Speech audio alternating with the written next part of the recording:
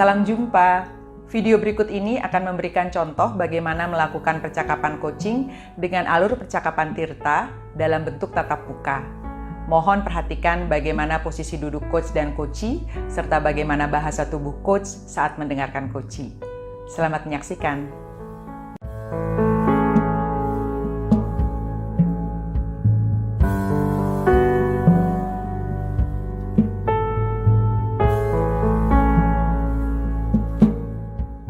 Aira, selamat siang. Siang. Thank you ya sudah datang nih siang ini. Kita mau ngobrol nggak lama lah, sebentar aja, 10-15 menit. Apa nih yang mau kamu omongin siang ini? Ya, apa ya, sebenarnya kondisi sekarang sih, kondisi yang semuanya jadi serba tidak menentu ya, karena pandemi, terus guru-guru yang akhirnya beban kerjanya sepertinya terlihat berkurang, pada justru berlipat-lipat ganda gitu, karena nggak ada jam kerja yang strict gitu ya, gitu. Karena untuk nemenin anak-anaknya, untuk nemenin menjaga kesejahteraan batin dan fisik anak-anaknya juga, seperti itu gitu sih. Oke, jadi mau ngomongin guru-gurunya Ira yang sekarang ternyata beban kerjanya nambah gitu ya? Iya, sekarang masalah itu lagi seperti itu sih sekarang. Oke. Jadi waktu kerjanya nambah, sementara juga di rumah dia harus nemenin anak-anaknya juga. Betul, gitu ya. Betul. Oke, jadi tadi kesejahteraannya kayaknya kok agak terganggu gitu ya. Iya, sementara harus menjaga kesejahteraan anak-anaknya, tapi saat yang bersamaan dia juga harus menjaga dirinya gitu kan. Dirinya. Iya, betul gitu. Oke, kita cuma punya waktu pendek nih, Ra. Ira pengen dapat apa dari percakapan kita? Karena saya pengen sekali menolong gitu ya, membantu mereka untuk melewati proses perjalanan mereka gitu. Jadi mungkin hal-hal yang bisa saya lakukan kali ya untuk guru-guru di sekolah. Gitu. Apa yang bisa dilakukan ya, Iya. supaya tadi itu kali ya, supaya jadi agak sejahtera gitu mungkin? Iya. Maksudnya supaya tenang, supaya bisa fokus, supaya ya sejahtera ya secara mental gitu. Mereka juga bisa kuat gitu. Karena kan mereka tugasnya berat ya untuk nemenin anak belajar gitu. Jadi jangan sampai mereka fokus ke anak-anaknya, tapi mereka menelantarkan diri mereka sendiri gitu. Oke. Nah, kalau dari pengamatan Ira nih, dari guru-guru ini, kalau nih ngomong sejahtera gitu ya, guru yang sejahtera buat Ira tuh kayak apa sih sebetulnya? Yang sebenarnya dia fokus, satu, dia tahu tujuan dia sebagai guru tuh apa gitu ya, fokus di situ, dan bisa membagi waktunya secara berimbang gitu ya, antara kepentingan pribadinya gitu dengan tuntutan profesionalismenya dia gitu sih. Oke, jadi gitu. fokus dan bisa bagi waktu secara berimbang, ya itu yang idealnya kayak gitu. Iya. Nah, kalau dia sekarang di level itu kita bilang itu 10 gitu ya, Ra ya.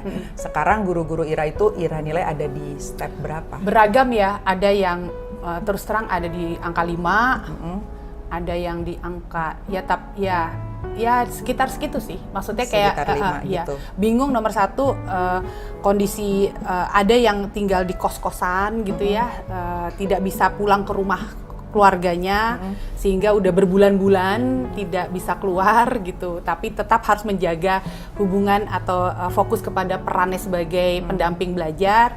Terus ada juga yang berperan sebagai orang tua gitu ya, yang punya anak. Terus kemudian ada juga yang perannya juga selain guru nemenin belajar, dia juga sebagai anak di rumah gitu ya. Jadi ya banyak juga challenge ya, selain harus ngajar di sekolah. Iya.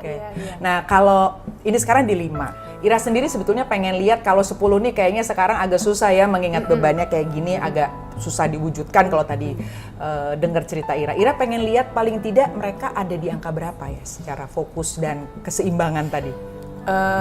Dengan kondisi yang seperti ini mungkin di angka 7 udah cukup baik. Udah angka 7? Iya, mungkin ya. Apa yang bisa menurut Ira lakukan untuk membantu mereka nyampe ke angka 7 itu? Sebenarnya itu yang saya lagi pikirkan sih, apa yang bisa saya lakukan gitu untuk supaya ngebantu mereka, teman-teman guru di sekolah ini gitu. Kalau dari pengamatan Ira, guru-guru itu senang diperlakukan bagaimana sih supaya lebih relax gitu atau lebih jadi bisa fokus itu? Sebenarnya mungkin ada ruang untuk kita ngobrol atau ngobrol yang bentuknya membantu mereka mencari jalan keluar, tapi mungkin ada juga bentuk ngobrol yang emang hubungannya nggak ada hubungan sama kerjaan mungkin. Jadi kayak ada tempat-tempat atau waktu-waktu yang emang harus disiapkan untuk seperti itu gitu mungkin ya gitu. Butuh ada waktu khusus untuk ngobrol gitu ya. Ngobrol yang sifatnya untuk membantu mereka mencarikan jalan keluar dari kebingungannya dan juga mungkin waktu ngobrol untuk hal-hal yang nggak ada hubungannya sama pekerjaan. Dan kayak ngecek juga gitu apa benar sahabat. Jadi kan 5 itu asumsi ya, gitu seperti itu. Gitu. Dan itu gimana Ira ngelihat aku terhadap 2 hal tadi, ngobrol untuk membantu mereka dan ngobrol untuk ngobrol ngalor ngidul kali ya, apapun saja yang nggak ada hubungannya sama kerjaan. Gimana Ira melihat bisa melakukan itu? Kemungkinan dilakukannya oleh Ira sendiri? Bisa sih, harusnya hanya butuh dikasih ya bisa sebenarnya harusnya gitu. Mungkin butuh waktu aja kali ya untuk saya meluangkan waktu mungkin gitu. Dalam bayangan Ira waktunya bakal kayak apa nih yang Ira luangkan untuk itu? Bisa bentuknya satu persatu, mungkin bisa juga bentuknya bersama-sama ya. Jadi kayak mungkin yang satu persatu itu kayak heart to heart ya, hati ke hati. Kemudian ya itu tadi mengecek apakah betul ada di posisi mana mereka.